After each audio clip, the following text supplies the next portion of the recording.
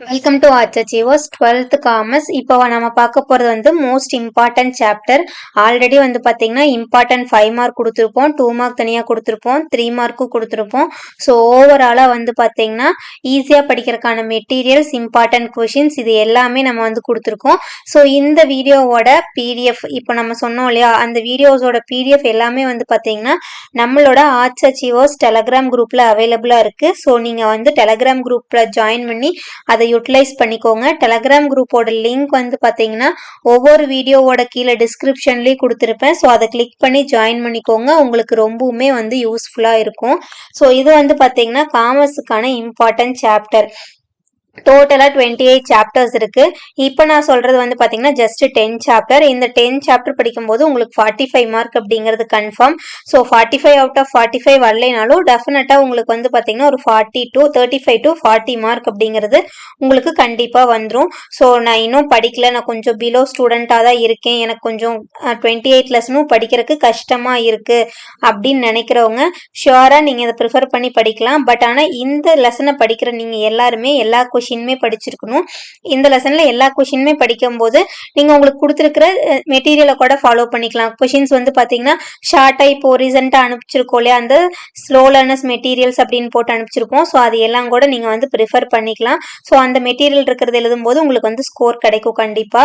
இது வந்து பாத்தீங்கன்னா இம்பார்ட்டன்ட் சாப்டர்ஸ்ன்னு சொல்லியிருக்கோம் இல்லையா, 1 2 7 16 17 20 23 24 27 28 இந்த சாப்டர் வந்து both Tamil medium and English medium ரெண்டுக்குமே காமனானது தான்.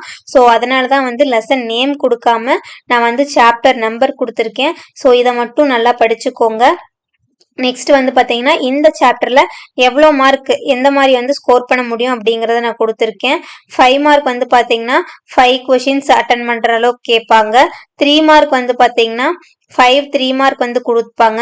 ஸோ 2 மார்க் அப்படிங்கிற பட்சத்தில் வந்து பார்த்தீங்கன்னா 3 கொஷின்ஸ் வந்து கேட்பாங்க. ஸோ 5 கொஷின்ஸ் கேட்கும்போது 25 மார்க் கிடைக்கும். 3 மார்க்கில் 5 கொஷின் கேட்கும்போது உங்களுக்கு 15 மார்க் கிடைக்கும்.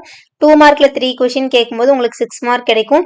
டோட்டலாக வந்து நீங்கள் 46 மார்க் இந்த லெசன்ஸ்லேருந்து எக்ஸ்பெக்ட் பண்ணலாம்.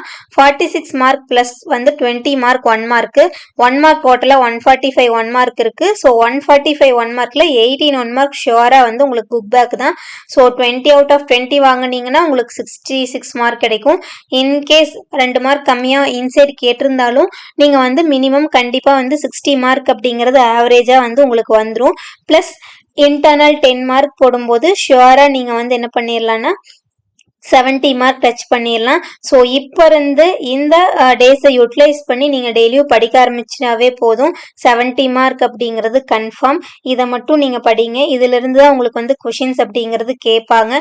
ஸோ பேசிக்காக வந்து பார்த்தீங்கன்னா 28 சாப்டர் இருக்கும்போது மற்ற சப்ஜெக்ட் கம்பேர் பண்ணும்போது நீங்கள் வந்து ரொம்ப ஹார்டாக இருக்கிற மாதிரி திங்க் பண்ணிக்குவீங்க. பட் ஈஸியாக ஸ்கோர் பண்ணக்கூடிய சப்ஜெக்ட் அப்படின்னா வந்து காமர்ஸ் அக்கௌண்ட்ஸ் தான் நான் சொல்வேன்.